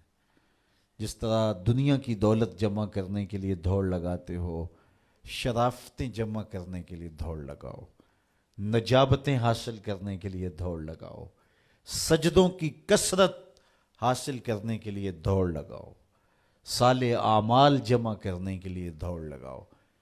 خوش نصیبی ہے، ہاں اپنے بچوں کے لیے کاروبار بھی کرو، رزق بھی کماؤ، دولت ضرورت کی تمہیں ہونی چاہیے تمہارے پاس، لیکن فرض کرو اگر نہیں بھی ہے تو اتنی بھی ٹینشن لینے کی ضرورت نہیں ہے، جو میسر ہے اس پہ راضی رہو۔ نہیں 4 کنال کا بنگلہ تو 1 کنال کا گھر جو ہے وہ بھی سکون دیتا ہے، کنال کا گھر بھی نہیں ہے تو 5 مرلے کا کٹیا بھی تو، چھت تو اپنی ہے نا، سکون دیتا ہے۔ چلو ایسا بھی نہیں ہے تو 1.5-2 مرلے میں بھی رہتے ہو تو وہاں بھی تو قرار ہے۔ اور سنو حضور کا ایک فرمان، سیدنا علی المرتضیٰ سے مروی ہے، میرے حضور نے فرمایا جو اللہ کے دیے گئے تھوڑے رزق پہ راضی ہو گیا، اللہ قیامت کے دن اس کے تھوڑے عملوں پہ راضی ہو جائے گا، کہ میرے بندے تو بندہ ہو کے راضی ہے، میں تو پھر رب ہوں۔ تو یہ کتنا اچھا سودا ہے، اس پہ راضی ہو جانا۔ دکھوں کو ختم یہی چیز کرتی ہے، بندہ رب پہ راضی ہونا سیکھ لے تو جہاں بندہ ہوگا وہیں خوش ہوگا، اور راضی ہونا نہیں سیکھے گا تو کھرب پتی بھی ہوگا، نفس کی کمینگی ختم نہیں ہوگی۔ تو پھر اس پہ راضی رہنے کا فن سیکھنا چاہیے، اور یہ فن ملتا کہاں سے ہے؟ یہ فقیروں کی چوکھٹ سے ملتا ہے، اللہ والوں کی صحبت سے ملتا ہے، ان کی اپنی زندگی توکل کا نمونہ ہوتی ہے، تو ان کے پاس بیٹھ کر کے بہت کچھ سیکھنے کو ملتا ہے کہ یہ بھی تو زندگی گزار رہے ہیں۔ حضور کی سیرت پڑھیں، آپ کو یہ سب کچھ ملے گا۔ اللہ نے اپنے محبوب کو اختیار دیا، محبوب اگر چاہو تو یہ بطحہ مکہ سونے اور چاندی کا بنا دیں۔ تو حضور کیا کہتے ہیں؟ ایک دن کھانا دینا، ایک دن فاقہ دینا۔ جس دن کھانا ملے گا تیرا شکر کروں گا، جس دن فاقہ ملے گا صبر کروں گا۔ تو اللہ کے حضور عجز، اللہ کے حضور رضا، یہ بہت بڑی دولت ہے۔ اگر نصیب ہو گئی تو سمجھو زندگی سوکھی ہو گئی، ورنہ ساری زندگی دھوڑی ختم نہیں ہوتی ہے، بھاگم بھاگ لگی رہتی ہے، اور ہر وقت جو ہے وہ مشکل جان نہیں چھوڑتی۔ لیکن جو اس پہ راضی رہنے کا فن سیکھ جاتا ہے تو وہی باکمال شخص ہوتا ہے، اور اسے ہی طمانیت کی زندگی ملتی ہے، اور اسے ہی قرار کا سودا نصیب ہوتا ہے۔ شاہ جہاں راوی کے کنارے ٹہل رہا تھا تو اس نے دیکھا کہ وہاں ایک فقیر ریت پہ سویا ہے، تو اس نے اس کو کہا کہ بابا زندگی کیسی گزر رہی ہے؟ اس نے دیکھا اور مسکراتے ہوئے کہا کچھ تو تیرے جیسی گزر رہی ہے، کچھ تیرے سے بہتر بھی گزر رہی ہے۔ تو بادشاہ کو بڑی حیرت ہوئی، اس نے سمجھا یہ مجھے پہچانا نہیں، فقیر کو کیا پتہ شہنشاہ کیا ہوتے ہیں۔ اس نے کہا تم مجھے پہچانا نہیں؟ کہا تم شاہ جہاں ہو نا، بر صغیر کے بادشاہ ہی ہو نا؟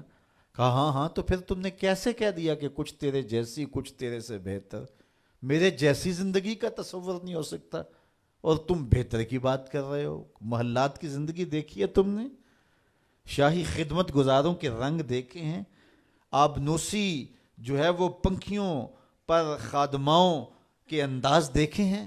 تمہیں کیا پتا کہ شاہی زندگی کیسے ہوتی ہے؟ کہا بادشاہ جب رات پڑتی ہے اور تو مخملی اور خوبصورت بستروں پہ سوتا ہے، پھولوں کی لگی ہوئی سیج پہ لیٹتا ہے، میں اس ریت پہ سو جاتا ہوں، اور جب نیند آ جاتی ہے تمہیں بھی خبر نہیں ہوتی کہاں پڑا ہوں، خبر مجھے بھی نہیں ہوتی، اس وقت میری اور تمہاری زندگی ایک جیسی گزر رہی ہوتی ہے۔ تو کہا میرے سے بہتر، کہا جب سحری کا وقت ہوتا ہے تم سو رہے ہوتے ہو، میں اٹھ کے اس سے لو لگا دیتا ہوں، یہ میرا وقت تیرے سے بہتر گزر رہا ہوتا ہے۔ تو جب انسان اس پہ راضی ہو جائے تو پھر اس کو زندگی گزارنے کا مزہ آتا ہے۔ بات لمبی نہ ہو تو سب سے قیمتی اثاثہ جو ہمیں دیا گیا ہے وہ ایمان ہے۔ اللہ تعالیٰ کا شکر ہے، ہم بڑے غریب ہوں گے، ہم میں سے بہت سارے لوگ مقروض بھی ہوں گے، بہت سارے لوگ ایسے ہوں گے جن کا ذاتی گھر نہیں ہوگا، کرائے پہ رہتے ہوں گے، بہت سارے لوگوں کے کندھوں پر بیٹیوں کی شادیوں کا بوجھ بھی پڑا ہوگا کہ اتنی بڑی ذمہ داریاں ہیں، میں نے ان کو نبھانا ہے، بہت سارے لوگ کاروباری پیچیدگیوں میں پھنسے ہوں گے، بہت سارے لوگ بیماریوں میں مبتلا ہوں گے، آپ میں سے بہت سارے لوگ مقدمات کی مشکلات میں بھی ہوں گے، دیگر دکھوں میں ہوں گے، اپنوں بیگانوں کی بے وفائیوں کے صدمے بھی ہوں گے، داغ بھی ہوں گے، بہت کچھ ہوگا، لیکن یہ ساری پریشانیاں ایک طرف، اس بات کا شکر ادا کیجئے اللہ نے ہمیں ایمان کا نور عطا فرمایا، ہمارے سینے ایمان کے نور سے خالی نہیں ہیں۔ میرے والد گرامی اللہ ان کی قبر پہ کروڑوں رحمتوں کا نزول کرے، ایک شعر جھوم کے پڑھا کرتے تھے، محمد جان جانا ہے، پیغمبر ہو تو ایسا ہو، رسولوں کی بشارت سے مبشر ہو تو ایسا ہو، امر توقیر کا سب کو موکر ہو تو ایسا ہو، کیا ہم کو غلام ان کا مقدر ہو تو ایسا ہو۔ تو یہ ہمارے بخت کہ ہمیں حضور کا غلام ہونے کی سعادت بخشی گئی۔ قد افلح المؤمنون، فلاح انہوں نے پائی جو اہل ایمان ہیں۔ الذین هم فی صلاتہم خاشعون، یہ وہ خوش نصیب لوگ ہیں جو نماز میں خشوع کرتے ہیں، گڑ گڑاتے ہیں، اللہ کے حضور عاجزی کرتے ہیں، ان کی آنکھیں آنسوؤں کا خراج دیتی ہیں، عجز کرتے ہیں اس کے حضور۔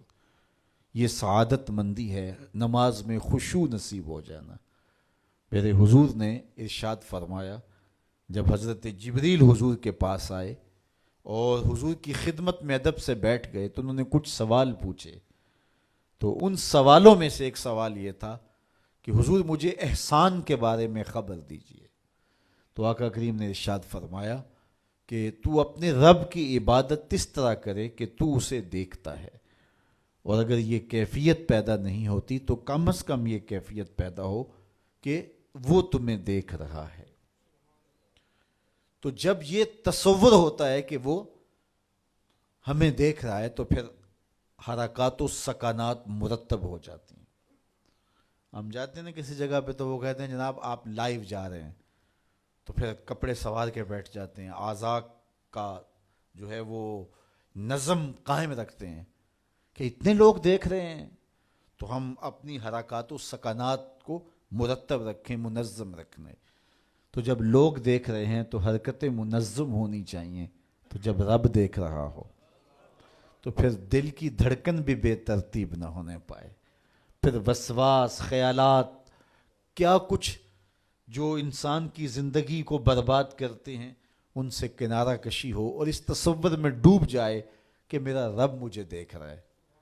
یار کسی کی ماں اس کو پیار سے دیکھ رہی ہو تو پھر وہ نشہ نہیں اترتا، باپ دیکھ رہا ہو پیار سے تو وہ اپنا رنگ ہوتا ہے، استاد شفقت سے دیکھ رہا ہو، مرشد دیکھ رہا ہو کسی کو تو پھر وہ نشہ نہیں جاتا، تو کیا تصور میں بندہ ڈوب جائے کہ میرا رب مجھے دیکھ رہا ہے۔ تو جب رب شفقت سے، محبت سے بندے کو دیکھ رہا ہے تو پھر اس کی نماز میں کیوں لذت پیدا نہیں ہوگی، کیوں سرور پیدا نہیں ہوگا، کیوں کیفیات کا جہاں آباد نہیں ہوگا۔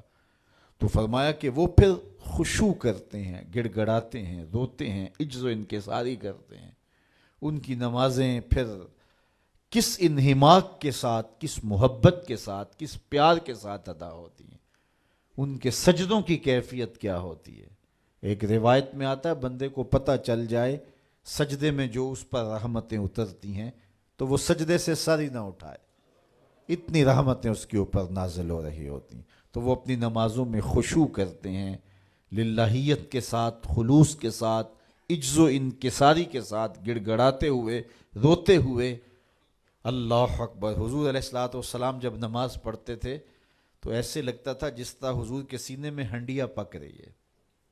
اس طرح حضور علیہ الصلوۃ والسلام کا جو سینہ اطہر خوف خدا سے، خشیت الہی سے جو ہے، وہ اس طرح حضور کے سینے کی کیفیت تھی، ہنڈیا کے ابلنے کی جس طرح آواز ہوتی ہے۔ اللہ اکبر۔ والذین هم عن اللغو معرضون، اور ان خوش نصیب لوگوں کی کہانی یہ ہے کہ بیہودہ بات کی طرف التفات نہیں کرتے، ان کی زندگی مقصدیت کے نور سے مالا مال ہوتی ہے۔ یہ بات کی، ادھر کی اڑا دی، چائے والے کھوکھے پہ بیٹھے 3 گھنٹے گزار دیے، حمام پہ بیٹھے 2 گھنٹے گزار دیے، فضولیات پہ بحث کرتے رہے۔ ان کی زندگی اتنی فضول ہوتی ہے کہ وہ بیہودہ کاموں پہ وقت لگا دیں۔ وقت تو سب سے قیمتی اثاثہ ہے، قیمتی اثاثہ، سب سے قیمتی کمائی۔ انسان یوں تو نہیں اڑاتا، تو سب سے قیمتی اثاثہ جو ہمیں دیا گیا وہ وقت ہے۔ امام شافعی فرماتے ہیں میں نے فقیروں سے 2 باتیں ایسی سیکھی ہیں جنہوں نے مجھے بڑا نفع دیا ہے۔ چونکہ جو اہل اللہ کی باتیں ہوتی ہیں وہ باتوں کی امام ہوتی ہیں، چونکہ ان کے مشاہدات کا نچوڑ ہوتا ہے۔ حضرت امام احمد بن حنبل حضرت بشر حافی کے پیچھے دوڑتے تھے، تو کسی نے ان کو کہا کہ آپ اتنے بڑے عالم ہیں تو اس فقیر سے کیا تلاش کرتے ہیں؟ تو امام احمد بن حنبل فرمانے لگے کہ احمد بن حنبل جس رب کو مانتا ہے، بشر حافی اس رب کو جانتا بھی ہے، تو ان سے بڑی باتیں ملتی ہیں ہمیں۔ تو کہا فقیروں کی 2 باتوں نے مجھے بڑا ہی فائدہ دیا، ان میں سے ایک بات یہ، الوقت سیف قاطع، وقت کاٹ دینے والی تلوار ہے، اگر وقت کو تم نہیں کاٹو گے تو وقت تمہیں کاٹ دے گا۔ کہا اس بات نے مجھے بڑا نفع دیا اور میرا وقت بچایا، ورنہ ہمارا کتنا وقت برباد ہو جاتا ہے۔ کس نے کتنے سکور کیے جی، کس نے کتنے جو ہے وہ آؤٹ کیے، اور کون کس میچ میں کتنے جو ہے اس نے سکور بنائے، اس پہ میں نے دیکھا 2 گھنٹے لوگ بات کر لیتے ہیں۔ اتنا وقت لوگوں کے پاس ہوتا ہے؟ مقصد کیا ہے اس کا، مدعا کیا ہے؟ ٹیلی ویژن پہ ٹاک شوز چل رہے ہوتے ہیں ایسے موضوعات پہ، تو حیرت ہوتی ہے کہ اتنا قیمتی وقت، اور ہم بحیثیت قوم کھڑے کہاں ہیں اس وقت دنیا میں، اور ہمارے پاس اتنا زائد وقت ہے کہ ہم کن امور پہ بحث کر رہے ہیں۔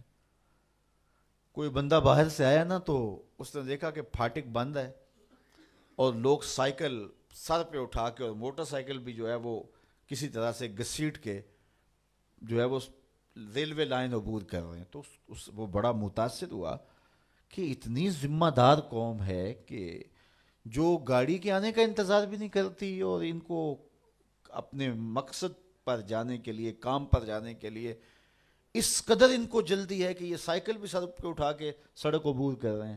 تو خیر جب پھاٹک کھلا تو وہ گیا تو دیکھا آگے بندریا کا تماشا لگا تھا، 600 آدمی وہاں کھڑا تھا۔ اس نے کہا اچھا اس کی جلدی تھی سب کو، تو ہمارا تو کتنا وقت بندریا کے تماشے کو دیکھتے ہوئے گزر جاتا ہے، جب ہم بحیثیت قوم دنیا میں کہاں کھڑے ہیں۔ تو ہمیں تو اپنے ایک ایک لمحے کی قدر کرنی چاہیے، کاروباری لوگوں کو بھی آگے بڑھنا چاہیے، علماء کو بھی اپنے وقت کی قدر کرنی چاہیے، عوام کو بھی کرنی چاہیے۔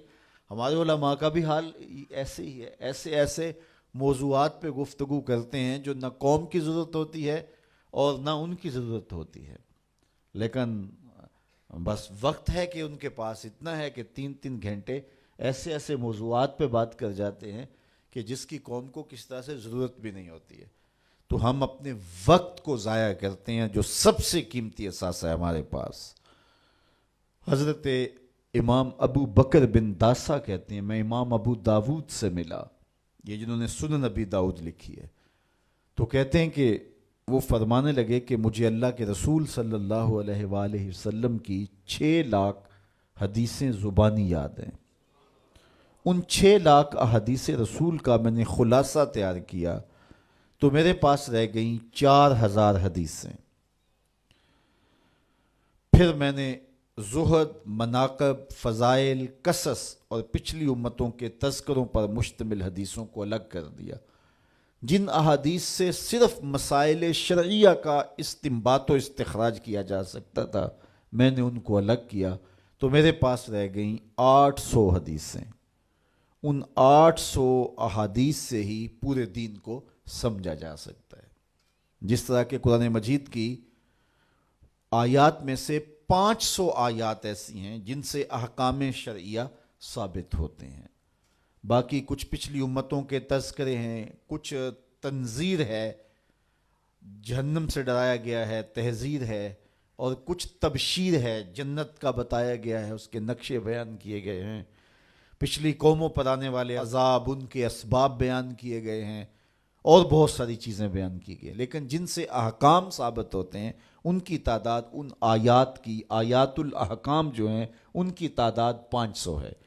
اسی طرح لاکھوں احادیث کا خلاصہ جو تیار کیا تو جن احادیث سے احکام کا ثبوت ہوتا ہے اور مسائل شرعیہ کا استنباط و استخراج کیا جاتا ہے ان کی تعداد ہے 800۔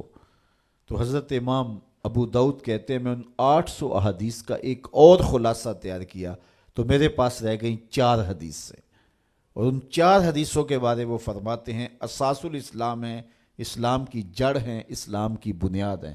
ان میں سے ایک حدیث یہ ہے من حسن اسلام المرء ترکہ ما لا یعنی ہے، کسی شخص کے اسلام کا حسن یہ ہے کہ وہ ہر بے مقصد کام کو چھوڑ دیتا ہے، ترک کر دیتا ہے۔ تو جب بے مقصد کاموں کو ہم چھوڑ دیں گے تو ہمارے پاس پھر وقت کا مصرف بڑا خوبصورت ہوگا، لیکن ہمارا کتنا وقت بے مقصد کاموں میں گزرتا ہے۔ میرے ایک دوست کہتے ہیں یہ جو ہم موبائل سنتے ہیں اس میں ہور سناؤ نکال دیں تو کتنا وقت بچ جاتا ہے۔ بات تو 1 آدھے منٹ کی ہوتی ہے، وہ کہتے ہیں ہور سنا تو کتنا وقت اس میں ہمارا برباد ہو جاتا ہے۔ تو ہم اپنے وقت کی قدر کریں، ایک ایک لمحے کی قدر کریں۔ جو قومیں اپنے وقت کو بچاتی ہیں، وقت کی قدر کرتی ہیں، وہی سرخرو اور سربلند ہوتی ہیں۔ پھر لغو کاموں سے اپنے آپ کو بچایا جائے۔ یہ ان لوگوں کی کہانی بیان کی جا رہی ہے جو فالح ہیں، کامیاب ہیں، جن کی دنیا بھی بہتر ہے، جن کی آخرت بھی بہتر ہے۔ قرآن نے پورا نصاب دیا ہے۔ یہ سورہ مومنین کی ابتدائی 11 آیات ذرا ان کو ملاحظہ کیجئے۔ کامیاب شخص جو دنیا اور آخرت دونوں میں فالح اور کامیاب ہے اس کی صفات کیا ہیں، ان کو ہم اختیار کر لیں۔ یہ اتنی بڑی باتیں ہیں کہ ہماری زندگی کو نور دینے کے لیے یہ باتیں کافی ہیں، چونکہ یہ ہمارے رب نے ہماری رہنمائی فرمائی ہے۔ والذین هم عن اللغو معرضون، وہ لغویات سے اپنے آپ کو بچاتے ہیں اور محفوظ رہتے ہیں لغویات سے، اور بیہودہ باتوں کی طرف التفات نہیں کرتے، توجہ نہیں کرتے۔ والذین هم للزکوٰۃ فاعلون، اور وہ زکوٰۃ ادا کرتے ہیں۔ چونکہ زکوٰۃ ادا کرنے سے حب دولت کم ہوتی ہے۔ اقبال نے بھی کہا تھا حب دولت تلف می سازت زکوٰۃ، زکوٰۃ حب دولت کو کم کرتی ہے۔ جب انسان زکوٰۃ بھی نہیں دیتا اپنے مال سے تو اس کے دل میں دنیا کی محبت، دولت کی محبت چمٹ جاتی ہے جو اس کا چین چھین لیتی ہے، اور اگر زکوٰۃ دیتا ہے تو پھر حب دولت کم ہوتی ہے، اور اگر وہ راہ خدا میں مزید صدقات دیتا ہے، خیرات کرتا ہے، تو پھر دولت کی آزمائشوں سے اور دولت کے ساتھ جو فتنے آتے ہیں ان سے وہ بچ جاتا ہے۔ دولت جب آتی ہے تو اپنے ساتھ بہت سارے فتنے لے کر آتی ہے، تو وہ فتنوں سے بچنے کے لیے صدقات کثرت کے ساتھ دیے جائیں، دولت راہ خدا میں خرچ کی جائے، تو پھر فتنوں سے بھی بچے گا اور وہ گناہوں کا کفارہ بھی بنے گی۔ تو وہ زکوٰۃ دیتے ہیں، اور یہ بات ذہن میں رکھیں، زکوٰۃ دینے سے یا صدقہ دینے سے دولت کم نہیں ہوتی۔ میرے حضور نے ارشاد فرمایا، قسم کر کے ارشاد فرمایا، حضرت ابو کبشہ الانماری رضی اللہ تعالی عنہ سے مروی ہے، حضور نے 7 چیزیں ارشاد فرمائیں، جن میں 4 چیزیں حضور فرمایا بغیر قسم کے بیان کرتا ہوں، اور 3 چیزیں میرے حضور نے فرمایا میں قسم کر کے بیان کرتا ہوں۔ اللہ اکبر، جب حضور رب کی قسم کریں تو پھر کتنی بڑی بات ہوگی۔ تو فرمایا میں اللہ کی قسم اٹھا کے کہتا ہوں، ان میں سے ایک بات فرمایا ما نقصا مال عبد من صدقہ، فرمایا میں محمد قسم اٹھاتا ہوں صدقے سے مال کم نہیں ہوتا۔ تو یہ حضور علیہ الصلوۃ والسلام نے جو ہے وہ فرما دیا، اور ہمارے لیے یہ کافی اور سچی بات یہ ہے، جو اللہ کی راہ میں دیتے ہیں ان کا مال کم نہیں ہوتا۔ میرے بزرگ فرماتے تھے جب تک کنویں سے پانی نکالا جاتا رہا، تازہ بھی تھا وافر بھی تھا، جب کنویں نے پانی باہر دینا چھوڑ دیا، لوگوں نے لینا چھوڑ دیا، تو پھر کیا نتیجہ ہوا؟ پانی نیچے بھی چلا گیا، گدلا بھی ہو گیا۔ تو جب وہ باہر دیتے تھے، بانٹتے تھے، نیچے سے سوتے بھی پھوٹتے تھے۔ تم لوگوں کو راہ خدا میں دیتے رہو، اللہ بھی تمہیں عطا کرتا رہے گا۔ اللہ اکبر۔ والذین هم للزکاۃ فاعلون والذین هم لفروجہم حافظون، یہ بڑی اہم بات بیان فرمائی۔ فالح شخص کے لیے جو شرائط ہیں، ایک تو مال سے محبت نہ کرے، اس کو خیرات کرے، لغویات سے اپنے آپ کو بچائے، نماز میں خشوع اور عجز پیدا کرے، اور ایک خوبی یہ والذین هم لفروجہم حافظون، وہ اپنی پارسائی کے محافظ ہوتے ہیں، اپنی عصمت کے جوہر کو لٹنے نہیں دیتے، وہ آوارہ مزاج نہیں ہوتے، دل پھینک نہیں ہوتے، بلکہ وہ اپنی عصمت کے جوہر کو محفوظ کرتے ہیں اور حق صاحب حق تک پہنچاتے ہیں۔ میرے حضور نے ارشاد فرمایا جو تمہارے 2 جبڑوں کے درمیان ہے، یعنی زبان، اور جو 2 ٹانگوں کے درمیان ہے تمہاری پارسائی کی جگہ، ان 2 چیزوں کی تم مجھے ضمانت دے دو، میں محمد تمہیں جنت کی ضمانت دے دیتا ہوں۔ دور موجود میں بے حیائی پورے عروج پہ ہے، ہمارا میڈیا اس کو پروموٹ کر رہا ہے، سوشل میڈیا نے قیامت ڈھا دی، اور ماں باپ کی گرفت اولاد پر کمزور ہو گئی، ماحول اتنا حیا سوز ہو گیا کہ اپنے دامن اور اپنی عصمت کو محفوظ رکھنا اتنا آسان کام نہیں رہا۔ لیکن اس کے باوجود فالح بننے کے لیے یہ کام کرنا ہی پڑے گا، ورنہ فالحین میں نام نہیں آئے گا، کہ اپنی عصمت کے جوہر کو محفوظ رکھا جائے، حالات کے تیور کوئی بھی ہوں، حسن بجلیاں گرا رہا ہو، خواہشات دیوانی ہوں اور آرزوئیں مچل رہی ہوں، لیکن اپنی آبرو کا پہرا دے کہ میرا رب میری ہر ادا دیکھ رہا ہے۔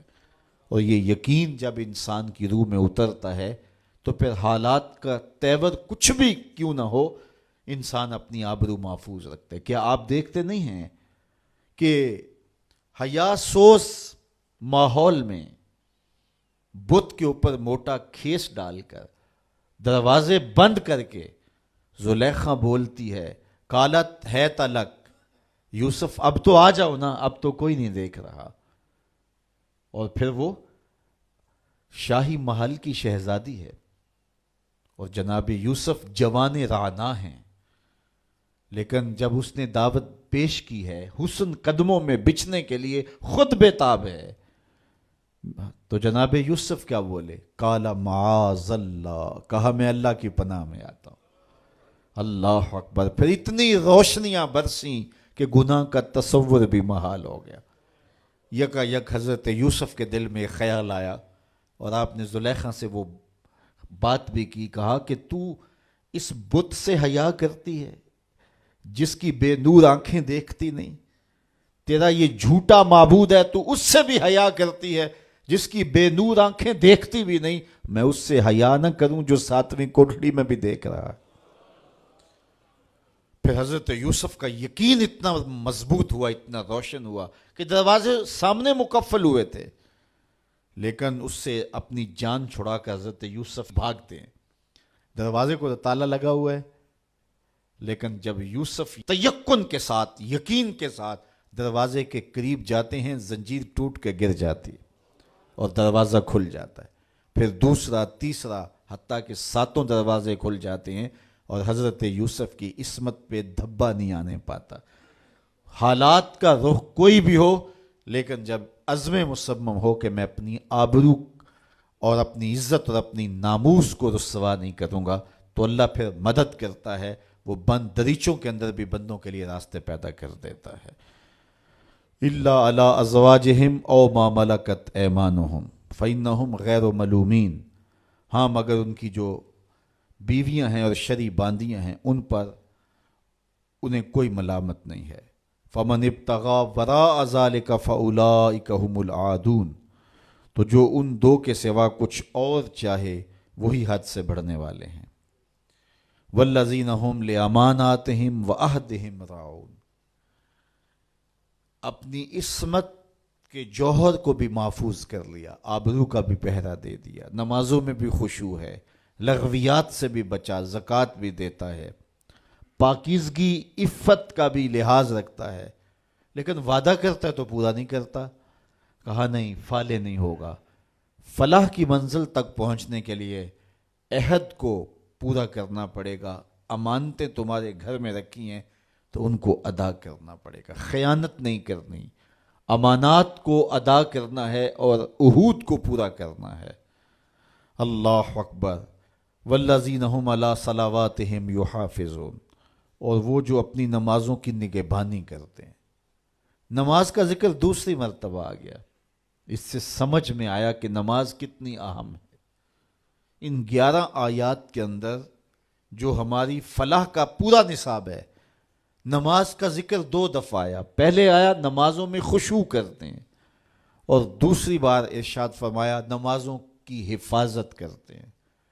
اگر کسی کو خشوع نصیب نہیں بھی ہو سکتا، وہ کیفیت کہ وہ رب کو دیکھے، یا وہ کیفیت اس کیفیت میں ڈوب جائے کہ وہ مجھے دیکھ رہا ہے، لیکن اس کے باوجود بھی نماز ترک نہ کرے، پھر بھی نماز کی محافظت کرے۔ محدث کچھوچوی علیہ رحمہ کا واقعہ بیان کیا کرتا ہوں، ان سے ایک مرید نے کہا حضرت نماز پڑھتا ہوں لطف نہیں آتا، تو آپ نے فرمایا اس کے باوجود پڑھتے تو ہو نا؟ کہا جی وہ تو اللہ کا حکم ہے، وہ تو پڑھتا ہی ہوں۔ تو حضرت محدث کچھوچوی علیہ رحمہ جھومنے لگے، کہا واہ واہ، تم پھر لطف کے بندے نہیں رب کے بندے ہو۔ لطف نہیں بھی آتا تو پھر بھی پڑھتے ہو، اس کا مطلب تم لطف کے لیے نہیں پڑھتے، تم تو رب کے لیے پڑھ رہے ہو۔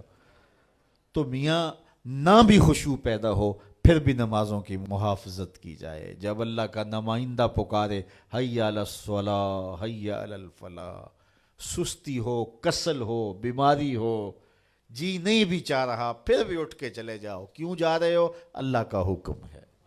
اللہ اکبر۔ تو نمازوں کی محافظت ضروری ہے۔ اس شخص سے بڑا بد نصیب کوئی نہیں کائنات میں، جو شخص اللہ کی حضور جھکنا نہیں جانتا۔ کہتے ہیں بڑا اچھا ہے، بڑا اچھا ہے، رب کے حضور جھکتا ہے؟ نہیں جھکتا، نہیں اچھا ہے۔ جو اپنے مالک کا شکر گزار نہیں ہے تو وہ کس طرح اچھا ہو سکتا ہے؟ تو رب کے حضور سجدہ ریزی جس کو میسر ہے وہ خوش نصیب شخص ہے، اور جس کو یہ دولت ہی نصیب نہیں ہے اس کے پلے کچھ بھی نہیں ہے۔ تو 5 گانا نماز شعار زندگی بناؤ، سونے سے قبل 5 انگلیاں بھی گن لو اور 5 نمازیں بھی گن لو۔ اگر نمازیں پوری ہے تو رب کا شکر ادا کر کے سو جاؤ، آپ کا دن اچھا گزر گیا۔ لیکن اگر 5 نمازیں نصیب نہیں ہیں تو پھر کچھ بھی پلے نہیں ہے۔ قیامت کے دن بندے سے سب سے پہلا سوال ہی نماز کا پوچھا جائے گا، سب سے پہلا سوال نماز کا پوچھا جائے گا۔ تو اس کے حضور پیشانی کو جھکانا۔ جب صبح طلوع ہوتی ہے نا تو چڑیاں رب کی تسبیح بولتی ہیں شاخوں پہ، یہ فاختائیں تسبیح بولتی ہیں، اشراط الارض تسبیح بولتے ہیں، بلوں سے سر نکال کے چونٹیاں رب کی تسبیح اور اس کی تقدیس کے ترانے پڑھتی ہیں۔ اس شخص سے بد نصیب کون ہوگا جس کے گھر سے خراٹوں کی آواز آتی ہے، اور اس سے بڑا خوش نصیب کون ہوگا ادھر پوپ پھٹ رہی ہوتی ہے، ادھر مسلح بچھنے لگ جاتے ہیں۔ اور آج کل تو سحری کے لمحے میسر ہوتے ہیں، اٹھنا بھی نصیب ہوتا ہے، تو کتنے خوش نصیب ہیں کہ جنہیں سحری کے سجدے مل جاتے ہیں۔ میں ایک روایت میں پڑھا ہے جب سحری کا وقت ہوتا ہے تو شوہر اپنی بیوی کو اٹھاتا ہے، بیدار کرتا ہے، اللہ کی بندی اٹھ، اللہ کے حضور کچھ نوافل ادا کر لیں۔ سارے دن کی تھکی ہوئی خاتون نہیں اٹھ پاتی، تو وہ خود ہی وضو کر کے نماز پڑھنے کے لیے مصلی بچھا لیتا، لیکن وضو کرتے ہوئے اس کے دل میں آتا ہے بیوی کو بھی اس نیکی میں شامل کرنا ہے، میں نے بڑا بیدار کرنے کی کوشش کی، وہ اٹھی نہیں ہے۔ پیار ہے، حقیقی پیار ہے۔ اللہ اکبر۔ ایک شوہر نے اپنی بیوی سے کہا کہ تم مجھ سے پیار کرتی ہو؟ اس نے کہا میں ٹوٹ کے چاہتی ہوں تمہیں۔ اس نے کہا تو میں بھی آپ سے بڑا پیار کرتا ہوں۔ تو اس نے کہا کہ میرا جی چاہتا ہے کہ ہم کبھی بھی جدا نہ ہوں۔ اس نے کہا کہ میرا بھی یہی جی چاہتا ہے۔ اس نے کہا پھر نماز پڑھا کر، اگر نماز نہیں پڑھے گی تو جہنم میں ہوگی، میں جنت میں ہوں گا۔ اس لیے اگر ہم اکٹھے رہنا چاہتے ہیں تو پھر ہمیں نماز پڑھنی ہوگی۔ تو اس کا جی چاہا، پیار تو یہ ہے نا کہ میری بیوی کہیں محروم نہ رہ جائے، تو وہ چلو میں تھوڑا سا پانی وضو کے بعد لے آیا اور اپنی بیوی کے چہرے پہ چھڑک دیا اور خود مصلی بچھا کے نماز پڑھنے لگا۔ اب بیوی اٹھی، دیکھا تو شوہر نماز پڑھ رہا ہے، تو وہ بھی جلدی سے اٹھی، اس نے وضو کیا اور شوہر کے قریب ہی مصلی بچھا لیا۔ ذرا تصور تو کرو ان لمحوں کا کہ سحری ہے، کوئی دیکھنے والا نہیں ہے، ایک طرف شوہر کا مصلی بچھا ہے، ایک طرف بیوی کا مصلی بچھا ہے، کبھی وہ سجدے میں ہے، کبھی وہ قیام میں ہے، کبھی وہ رکوع میں ہے، کبھی وہ قومے میں ہے، کبھی وہ جلسے میں ہے، کبھی وہ اللہ کے حضور جھکی ہوئی ہے۔ تو جب دونوں نماز پڑھ رہے ہوتے ہیں، حدیث میں آتا ہے دونوں کو دیکھ کے رب مسکرا رہا ہوتا ہے، اپنی شان کے مطابق اللہ مسکرا رہا ہوتا ہے کہ میرا بندہ اور میری دہلیز کی باندی کس طرح میرے حضور سجدہ ریز ہے۔ تو خوش نصیب وہ ہیں جنہیں اس کے حضور سجدہ ریزیاں نصیب ہوتی ہیں۔ اولئک هم الوارثون، اللہ فرماتا ہے یہی لوگ جنت کے وارث ہیں جن میں یہ خوبیاں ہیں، جو نمازوں میں خشوع کرتے ہیں، لغویات سے بچتے ہیں، زکوٰۃ ادا کرتے ہیں، شرمگاہوں کی حفاظت کرتے ہیں، امانتیں ادا کرتے ہیں، عہد پورے کرتے ہیں، نمازوں کی محافظت کرتے ہیں، یہ وارث ہیں۔ کس چیز کے وارث؟ الذین یرثون الفردوس، یہ جنت الفردوس کے وارث ہیں۔ ہم فیہا خالدون، وہاں جا کر کے نکالے نہیں جائیں گے، ہمیشہ رہیں گے۔ چونکہ جو جنت میں ایک بار چلا گیا پھر چلا گیا۔ کہتے ہیں جنت میں جا کے جنتیوں کو ایک ہی خدشہ ہوگا، کہیں موت نہ آ جائے۔ اتنی نعمتیں پانے کے بعد پھر آرزو ہوگی کہ جئیں، کھٹکا ہوگا کہیں موت نہ آ جائے۔ اور جہنمیوں کو جہنم میں جا کے ایک ہی امید ہوگی، کہیں موت آ جائے تو جان چھوٹ جائے۔ پھر اللہ مینڈے کی شکل میں حشر کے میدان میں موت کو لائے گا۔ جنتی جنت سے، جہنمی جہنم سے دیکھ رہے ہوں گے، پھر موت کو ذبح کر دیا جائے گا۔ روایت میں آتا ہے اگر خوشی سے مرا جاتا تو جنتی خوشی سے مر جاتے، لیکن چونکہ موت کو موت آ گئی ہے اس لیے موت نہیں ہے۔ اور اگر دکھ سے مرا جاتا تو جہنمی صدمے سے مر جاتے، لیکن موت کو موت آ چکی ہے۔ تو جنت میں جائیں گے پھر رہیں گے بھی ہمیشہ۔ کیا میں اور آپ یہ چاہیں گے کہ قرآن نے جس فالح شخص، بامراد شخص کا تصور دیا ہے، ہم وہ فلاح پانے والے شخص بن جائیں؟ یقیناً یہ میری بھی آرزو ہوگی اور یہ آپ سب کی آرزو ہوگی۔ تو آئیے سورہ مومنون 18ویں پارے کی پہلی 11 آیات کو ضرور پڑھیے، روز پڑھیے۔ یہ ہوم ورک کے طور پہ 2-3 مرتبہ روزانہ اس کو ضرور پڑھیے گا۔ اور جو میں نے آپ کے سامنے اس کی مختصر توضیح اور تشریح رکھی ہے، اس کو ذہن نشین کرنے کی کوشش کیجیے گا۔ یہ آیات آپ کو خود ہی نور دیں گی، روشنیاں دیں گی۔ میں اور آپ یہ آرزو رکھتے ہیں کہ ہماری یہ دنیاوی زندگی ہمارے گزرتے ہوئے لیل و نہار، شب و روز خوبصورتی کے ساتھ بسر ہوں، اور ہماری اخروی زندگی بھی خوبصورت ہو۔ یہ جہاں بھی اچھا اور وہ جہاں بھی اچھا، یہ ہر مومن کی آرزو ہے۔ دونوں جہانوں کی فلاح، کامیابی ہمارا مقصود ہے۔ جو لوگ اس دنیا کی زندگی کو ہی مقصود سمجھ بیٹھے اور آخرت کو بھول گئے، انہوں نے خسارے کا سودا کیا۔